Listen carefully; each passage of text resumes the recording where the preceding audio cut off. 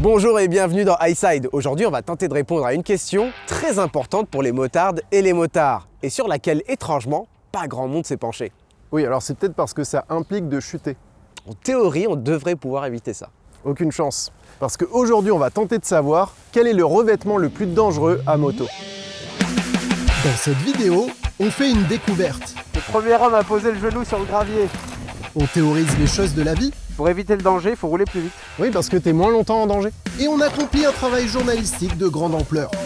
On a mangé 45 jours de bananes.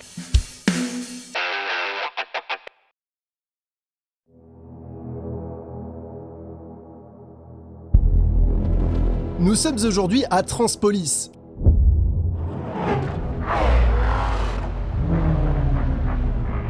Un centre d'essai unique en France qui nous ouvre ses portes et ses infrastructures pour la journée. Ici, on teste la sécurité des véhicules, notamment pour leur homologation, et on met aussi à l'épreuve les infrastructures de nos routes, lors de crash tests en conditions réelles.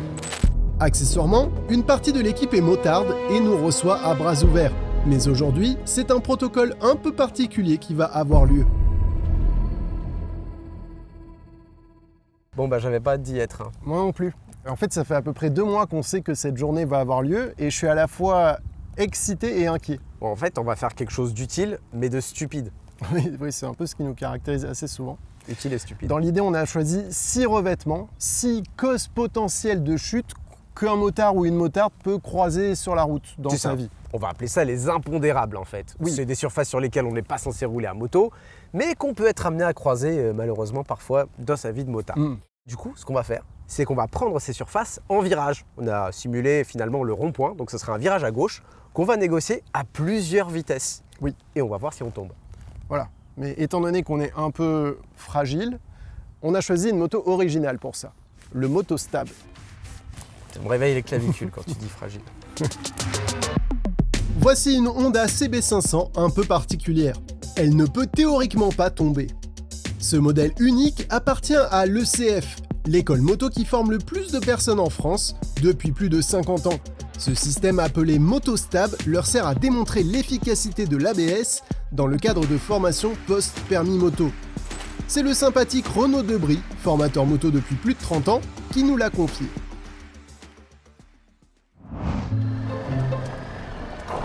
Wow. Putain, ça m'a surpris. J'ai failli ne pas mettre le pied. Bah franchement, tu t'en sors bien. Le premier homme a posé le genou sur le gravier. Ah oui. Bah, là, t'as encore 20 cm. Wow. Oh, c'était un peu violent là.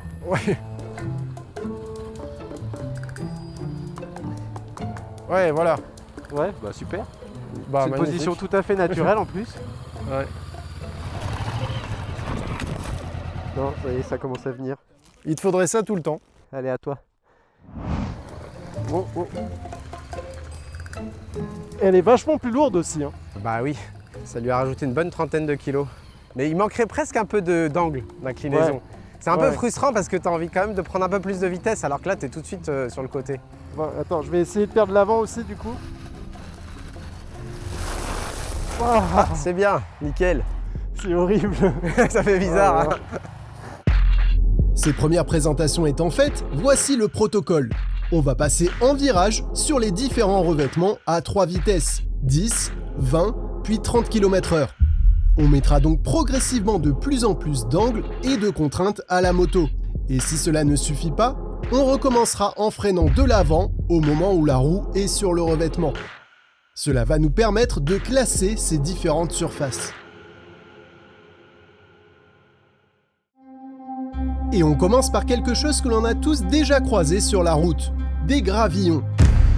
Ces petits grains de pierre sont déposés en excès sur la chaussée neuve pour se lier au bitume frais. Ils sont ensuite évacués par le passage des véhicules, mais ils sont très piégeurs et glissants pour les motos. Voyons à quel point. Premier passage au pas, hein, c'est ça? Premier passage, ouais, c'est ralenti quoi. 10-11 km/h. Si tu tombes déjà à cette vitesse, c'est que c'est très glissant. Ok. Attention le plot. Oh, merde. Oh bah rien. Une vraie moto de cross. Ouais. Donc deuxième passage, 20 km/h.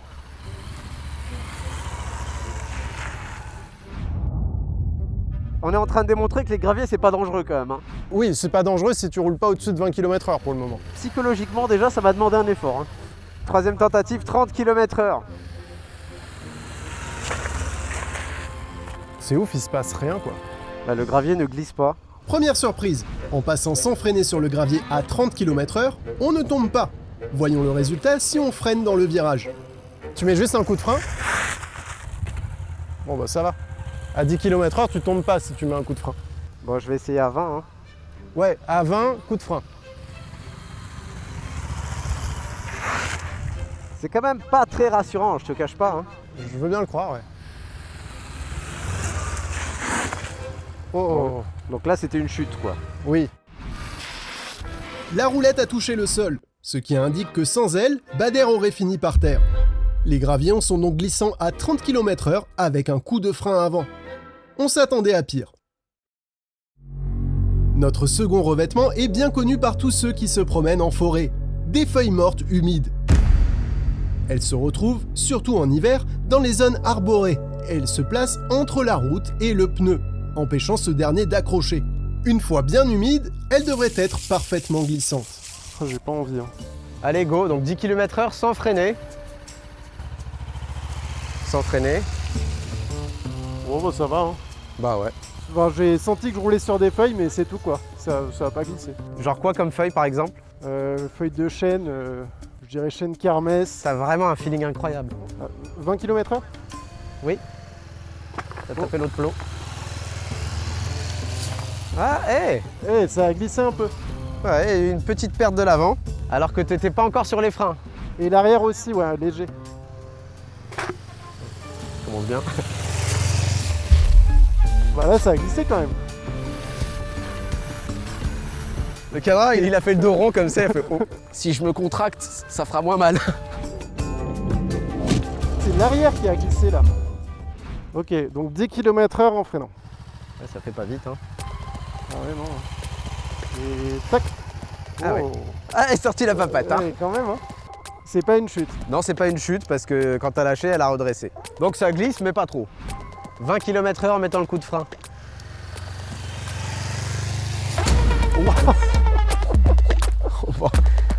Là, c'est une chute 100%. Ah bah là, oui. Celle-là, c'est clavicule, trauma crânien. Celle-là finit à l'hosto. Ah, je me suis cogné dans le truc. On est d'accord que c'est bizarre. Tu sais, quand t'arrives à 20 km/h, tu dis ok, je dois freiner là-dessus. C'est tellement con. C'est peut-être pas la peine de faire 30 km/h du coup et coup de frein. Si ça glisse à 20, ça glissera à 30, on est d'accord. C'est donc dans la catégorie 20 km/h plus coup de frein que se classent les feuilles mortes. C'est pire que les gravillons, mais certainement moins que le revêtement suivant, qui va demander un peu de contexte. Oh. En fait, dans l'équipe, il y a un gars qui s'appelle Théo qui est derrière l'iPhone et qui vient de Vesoul. Et pour lui, c'était évident qu'il fallait mettre des bousses de vache. Parce qu'apparemment, les gens de Vesoul roulent sur des bousses de vache. C'est la réalité de beaucoup de personnes, oui. Du coup, on l'a missionné pour trouver des bousses de vache fraîches. Fraîche. Fraîche de ce matin. Et ça, c'est de la production locale. Oh, c'est fumant. Celle-là, elle est bien neuve. Oh, l'airbag. Non, mais évidemment qu'on va perdre l'avant sur un tas comme ça. Bah oui, il est trop gros. Si tu croises ça sur la route, faut Ouais. s'inquiéter des vaches. Faut mieux se sortir et taper un platane.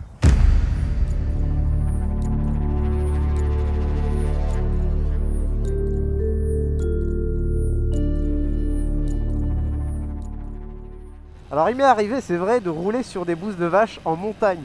Ah ouais? Entre les bousses de vache, les éviter, quoi. Ouais. Donc, allez, 10 km/h, passage sans frein. Oh, t'as évité le cône.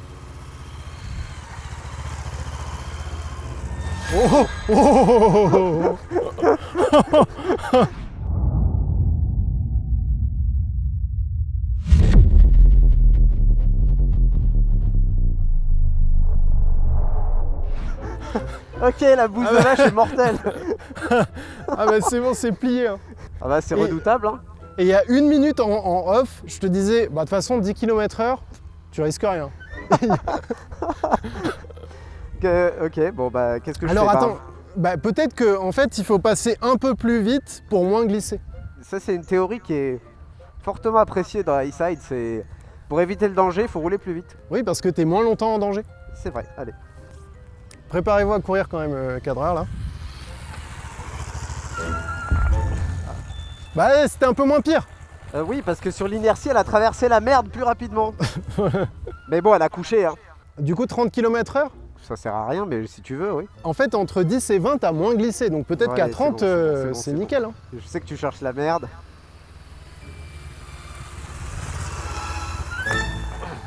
Ah ouais, non, ça glisse quand même.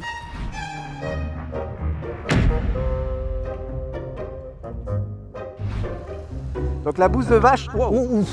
Je voulais laver mes pneus, mais je peux pas. Tu vois? Eh, il y a des champignons par là. Où tu vas? J'essaie de faire demi-tour, mais comme tu peux le voir, il y a des espèces d'ailes d'albatros là qui m'empêchent de pencher. Ça se trouve, tu plantes un stoppie dans de la bouse de vache. Ça se trouve, il y a un grip sur le frein. Faut quand même essayer. 10 km/h, allez, coup de frein. Oh, putain. Ah ouais, ça dégage, mais instant quoi. C'est ultra glissant la bouse de vache. C'est tellement dangereux, putain.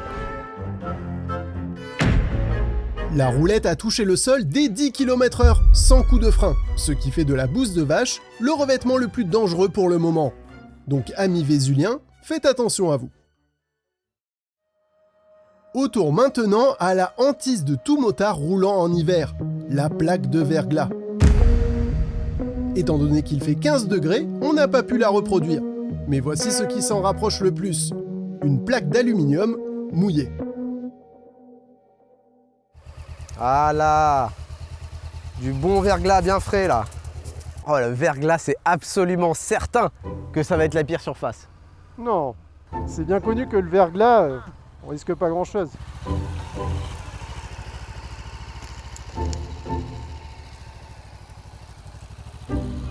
Bon bah le verglas est donc moins dangereux qu'une bouse de vache. Qu'est-ce que c'est que ce délire? Allez, bon, 20 km/h. 20 km/h. Putain, incroyable. L'avant a tenu, mais l'arrière a commencé à glisser. En fait, ça glisse, mais pas assez vite pour tomber. T'as de la marge. Je crois que notre verglas, il est un peu claqué. 30 km/h. Attends, j'ai pas vu en fait si la roulette a touché. Non.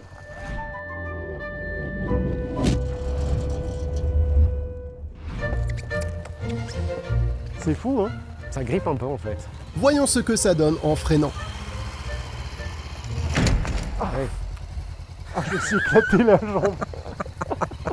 Ah, je me suis mis un coup de dent. Ah, le tibia.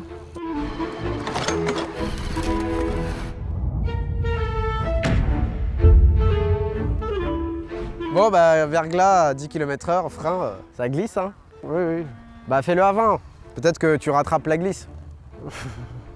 Bah, c'est mort là, j'enlève pas le pied. Hein. Ouais bah t'as posé hein.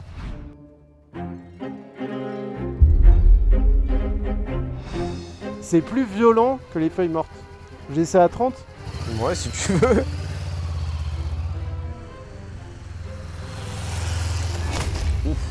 Bon, c'est un peu comme à 20, hein. De toute façon, une fois qu'elle tombe quoi.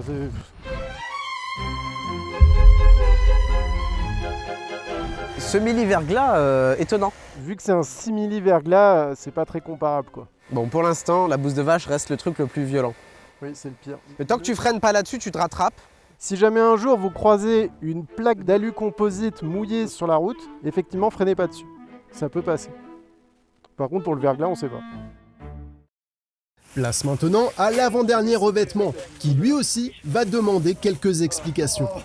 Bah oui, c'est quand même la légende urbaine la plus connue. Genre la peau de banane, ça glisse, ça fait glisser un véhicule. Dans Mario Kart, voilà. Évidemment. Après, dans la vraie vie, c'est moins sûr.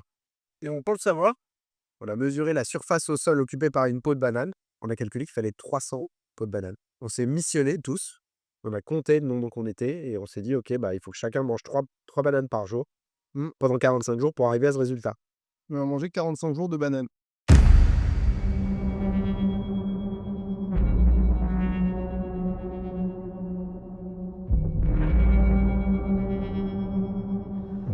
Après ce régime de bananes pour tout le monde, on va démontrer un truc hautement important. Là, je parie la maison que 10 km/h, c'est par terre. Ok. Ah bah... En fait, elle glisse, mais progressivement. D'accord. C'est une glisse gentille, quoi. En tout cas, je peux te garantir que la peau de banane, c'est absolument horrible comme sensation. En fait, le côté visqueux en décomposition, tu le sens dans le train avant, là. Tu vois. Ouais. Ah mon dieu. Bon, du coup, 20 km/h. Ah bah là, oui, là ça y est, allez. Ouais. Ouais, ok.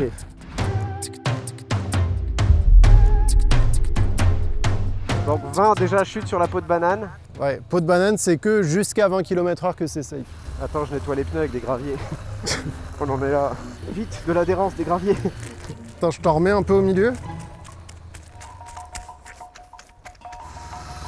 Ça rentre fort là. Bah écoute, ouais, ça glisse, hein. Ouais. Et par professionnalisme, on essaie en freinant. Ok. Oh, Putain. bah là, instantané. Hein. Ouais, direct.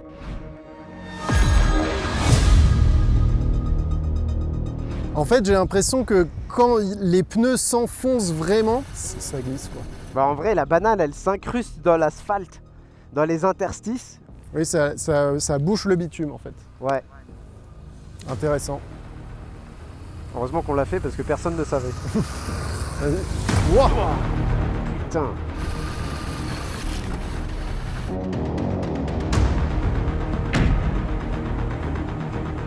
Bah franchement, la perte, elle est rapide. Hein. Ouais. C'est pas au niveau de la bouse de vache, mais c'est pas loin. Bon bah voilà, la peau de banane, c'est pas bien non plus. Les peaux de banane entrent donc dans la catégorie glissant des 20 km/h sans freiner, ce qui en fait un des pires revêtements. Voici maintenant notre dernier revêtement, que l'on peut retrouver sur tout type de route, du gasoil.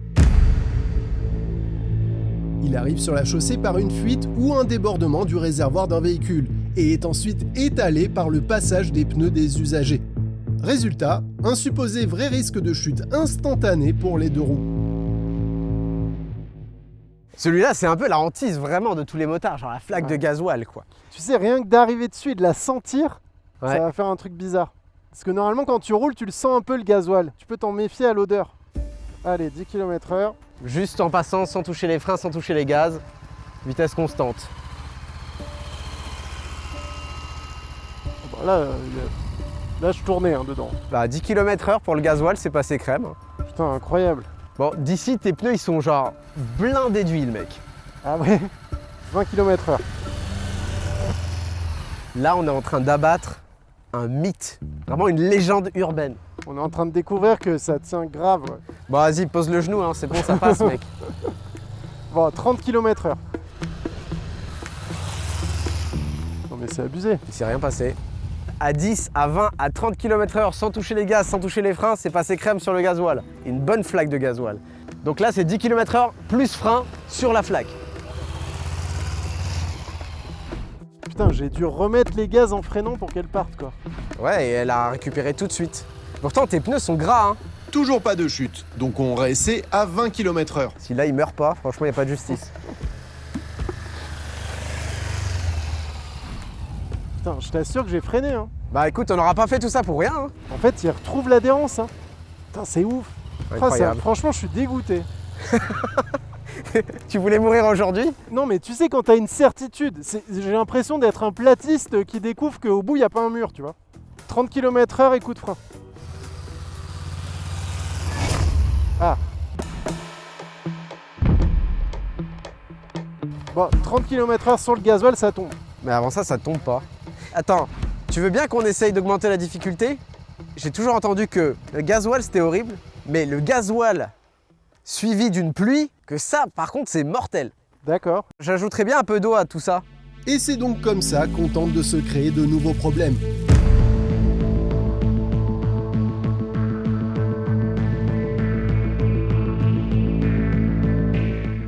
Ça va glisser. Et craque un stagiaire. C'est ultra visqueux là. On dirait des algues. C'est dégueulasse.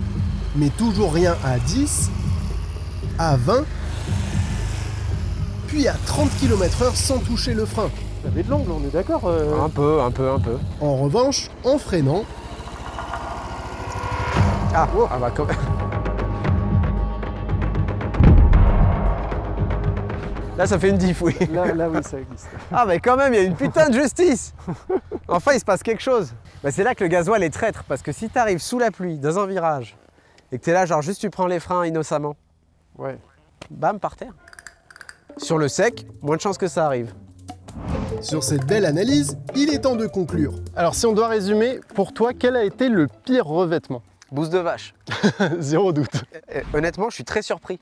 Parce que la bouse de vache, c'est pas visqueux. Il y a de la paille dedans, il y a des fibres, tu vois. Ouais. Je pensais pas que ça allait dégager comme ça. Idem pour les pots de banane. En fait, tout ce qui est organique, feuilles mortes, pareil, hyper glissant. En tout cas, moi, le pire truc que j'ai eu, c'était les feuilles mortes. Premier passage sur le frein, laisse tomber, j'ai cru que t'allais décéder, quoi. Bah ouais. Tout ce qui était gravier, gasoil. En fait, il y a vraiment moyen de s'en sortir si on les croise sur la route, C'est ça. du moment qu'on touche pas au frein. Pas de frein, pas de gaz, pas trop d'angle, Ouais, on survit en fait. intéressant. Mais la plus grosse surprise pour moi, c'était le gasoil. Vraiment, j'avais aucun doute sur le fait que à chaque passage, quel que soit le test, t'allais tomber. Oui. Et en fait, il a vraiment fallu chercher vraiment les problèmes pour les trouver. Finalement, le gasoil, ça peut passer. Sauf sur le mouillé, où là, effectivement, le gasoil peut surprendre. Oui, Parce que quand tu roules sur une route mouillée, tu fais pas la différence entre le mouillé L'eau et le gasoil et le mouillé. gasoil. Et là, si tu freines dessus, attention, catastrophe. Mais sur le sec, on peut s'en sortir. Ouais, voilà, faut quand même être très prudent, redresser la moto, pas toucher au frein, pas toucher au gaz, mais il y a moyen de pas tomber. On limite le risque Ouais. de chute. Oui, grandement. Mais tout ça, on le savait déjà. Hein. Et là, on est sûr, quoi. Si vous avez d'autres revêtements à nous faire tester, n'hésitez pas. On le fera certainement plus, Voilà. mais si vous voulez le dire, vous pouvez.